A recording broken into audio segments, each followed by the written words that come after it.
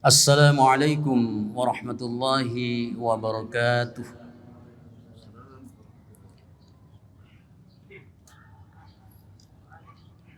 Alhamdulillahi rabbil alamin. Wassalatu wassalamu ala asyrafil anbiya'i wal mursalin. Sayyidina wa habibina wa syafina wa karimina wa maulana Muhammad wa ala alihi wa ashabihi ajma'in. Amma ba'd. Ayuhal mukarramun, hadirin wal hadirat, bapak dan ibu sekalian, sesudah kita melaksanakan sholat duhur bersama secara berjamaah, mari kita sejenak untuk merenung, mendengarkan kultum zuhur. Kita sama-sama memfokuskan diri untuk mengikuti kuliah zuhur. Puji dan syukur senantiasa kita panjatkan ke hadrat Allah Rabbun Ghafur.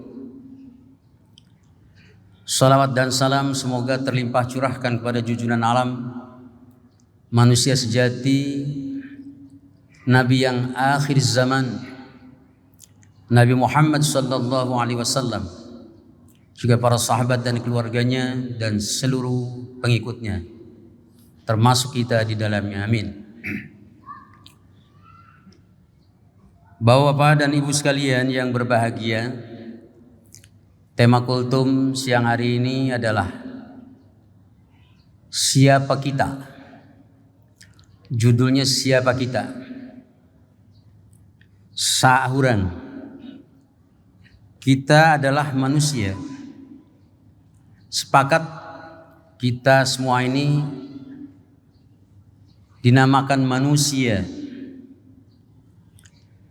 Manusia disebut oleh Allah Subhanahu wa taala di dalam Al-Quran sebanyak 5 kali, dan dengan menggunakan lafaz yang berbeda, tapi artinya satu, yaitu manusia. Di dalam Al-Quran manusia disebut atau dinamakan al-insan. Hal ata 'alal insani hinun minad dahri lam yakun syai'an madhkura.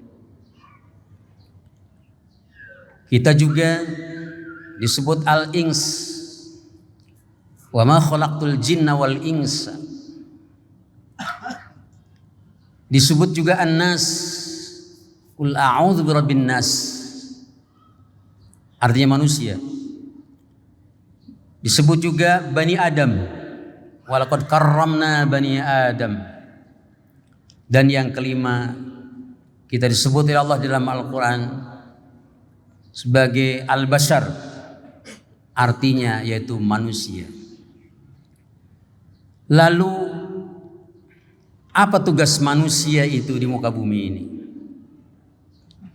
Jawabannya adalah surat Az-Zariyat ayat 56. A'udzubillahi minasyaitonir rajim. Wa ma khalaqtul jinna wal insa illa liya'budun. Yang artinya, tidaklah aku ciptakan jin dan manusia itu melainkan untuk beribadah padaku. Itu Bapak Ibu sekalian, tugas kita yang sesungguhnya sebagai manusia di muka bumi ini. Tiada lain, kita hanya untuk beribadah kepada Allah Subhanahu wa taala. Apa itu ibadah? Secara bahasa, ibadah itu adalah penyembahan secara totalitas pada Allah Subhanahu wa taala.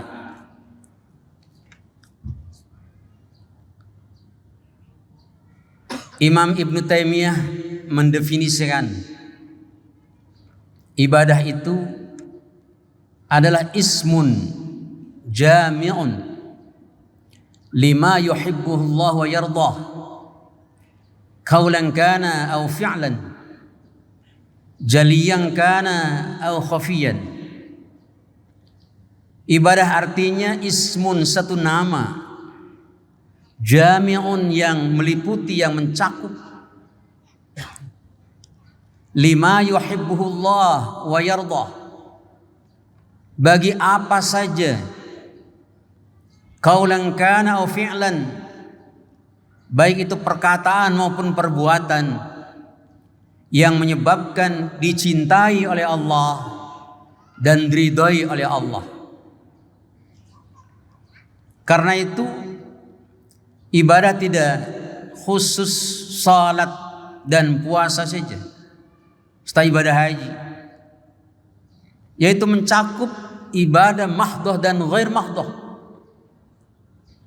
Apa saja ucapan dan perbuatan kita yang menyebabkan kita dicintai oleh Allah, disayangi oleh Allah, serta diridhai oleh Allah, itu adalah ibadah. Lalu apa tujuan ibadah itu? Kita lihat surat Al-Baqarah yang pertama ayat 21, yang kedua ayat 183. A'udzubillahi minasyaitonir rajim. Ya ayyuhan nas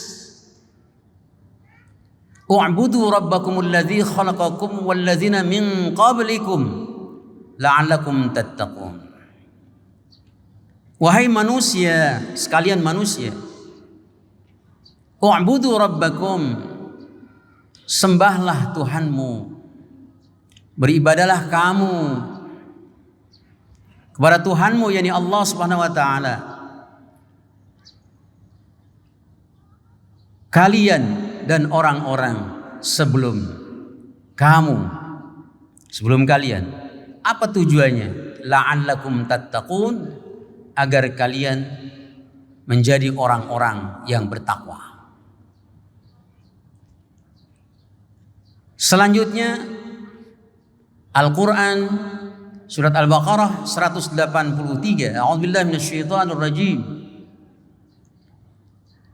Ya ayyuhalladzina amanu, ya ayyuhalladzina amanu kutiba alaikumus syiyam kama kutiba 'alal ladzina min qablikum la'allakum tattaqun. Wahai orang yang beriman, diwajibkan atas kamu berpuasa, yakni berpuasa Ramadan, seperti diwajibkan pula kepada umat-umat sebelum kamu, agar kamu bertakwa. Tujuan ibadah itu adalah membentuk kita, membentuk manusia menjadi muttaqin. Tujuannya semata-mata untuk mencapai derajat takwa. Itu yang selalu disuruh oleh Allah berkali-kali dalam Al-Quran. Ya ayyuhalladzina amanu taqullah, amanu taqullah, amanu taqullah. Di beberapa tempat amanu harus ittaqullah. Ada yang haqqut tuqatih, ada juga wal tanzur nafsum ma qaddamat lighad. Yang diseru oleh Allah adalah manusia atau orang-orang yang beriman kemudian bertakwa. Sepaket iman dan takwa. Ada amanu wa amil salihat. Bentuknya takwa, wujudnya takwa itu adalah berupa amal-amal saleh, amal-amal ibadah yang kita lakukan ini.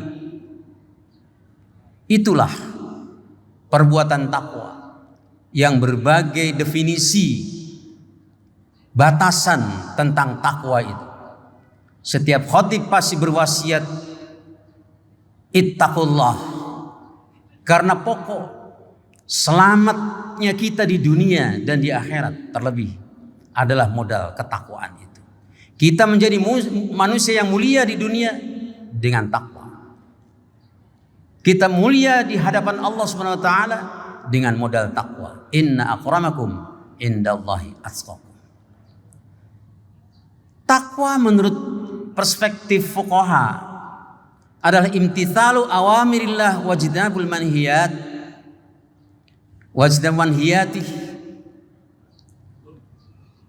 menjauhkan, melaksanakan segala perintah-perintah Allah serta menjauhkan dari larangan-larangan Allah. Perspektif fikih, perspektif hadis bahwa takwa itu seperti yang didialogkan antara sahabat Umar dan Ubay bin Ka'ab, yang artinya takwa itu adalah kehati-hatian, hidup penuh dengan hati-hati. Itu perspektif hadis. Menurut perspektif sufi atau tasawuf, takwa adalah berusaha seseorang untuk membersihkan diri, membersihkan hati dari hal-hal yang merusak atau hal-hal yang berupa maksiat dan semacamnya. Sehingga at-taqwa itu di mana? At-taqwa hahuna. Takwa itu di sini. Takwa itu di hati. Hadirin hadirat rahimakumullah. Berkali-kali di beberapa tempat Allah menyuruh kita untuk meningkatkan keimanan dan ketakwaan kita, agar iman dan takwa, iman dan amal soleh kita serasi dan selalu bersamaan. Tidak cukup dengan amanu saja, tetapi ada ittaqullah dan wa amilus shalihat. Kunci masuk surga kita, tiketnya itu cuma dua saja, amanu dan amalus shalihat, yang wujud berupa takwa itu, dari ketakwaan itu. Allah berfirman dalam Al-Quran surat Kahfi, a'udzubillahi minasyaitonir rajim, innal ladzina amanu wa amilus shalihat kanat lahum jannatul firdausi nuzula khalidina fiha la yabghuna anha hiwala.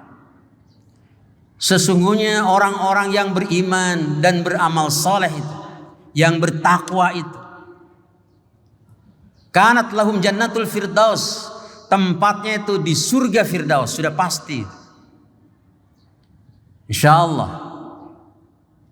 Nuzula, di situ tempatnya. Khalidina fiha, tidak akan berpindah-pindah, tetap kekal di surga. Amin. La yabghuna anha hiwala, mual pindah-pindah dari tempat surga itu. Inilah Bapak Ibu sekalian, kultum siang hari ini mengenai apa tugas kita sesungguhnya. Kita kadang lupa sebagai manusia ini, terlena apa yang kita harus kerjakan. Ternyata berdasarkan ayat Az-Zariyat ayat 56 itu, hanya untuk menyembah, beribadah kepadaku. Mudah-mudahan kita istiqomah dalam ibadah, istiqomah dalam ketakwaan, istiqomah dalam mengerjakan amal soleh, sehingga kita disebut orang-orang yang muhsin atau muhsinin. Kalau kita sudah mencapai derajat muhsin atau muhsinin ini, tiada lagi tempatnya di surga dan bersama Allah Subhanahu wa taala. Innallaha ma'al ladzina taqaw wal ladzina hum muhsinun. Sesungguhnya Allah bersama orang-orang yang bertakwa dan orang-orang yang mengerjakan ihsan, yakni muhsinin atau muhsinun. Kiranya sekian saja yang bisa saya sampaikan dalam kultum duhur ini. Mudah-mudahan ada manfaatnya. Wallahu muwaffiq ila aqwamit thoriq. Assalamualaikum warahmatullahi wabarakatuh.